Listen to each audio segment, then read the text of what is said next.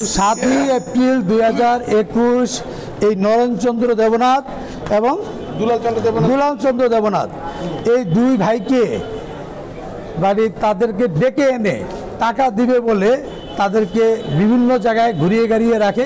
একটা পর্যায়ে তাদেরকে পরিকল্পনা করে কিভাবে তাদেরকে হত্যা করা যায় এবং তাদেরকে টাকা না দিয়ে কিভাবে জমি রেজিস্ট্রি নেওয়া যায়।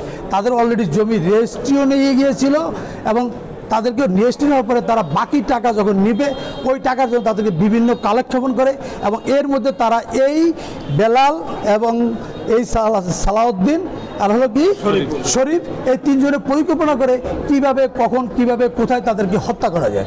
তখন তারা এই খালের কি খাল যেন সুন্দরী খালের ওখানে তাদেরকে হত্যা করে এবং আপনার লাশ বিচ্ছিন্ন করে এবং গলার দুটোকে আলাদা করে বডিকে আলাদা করে।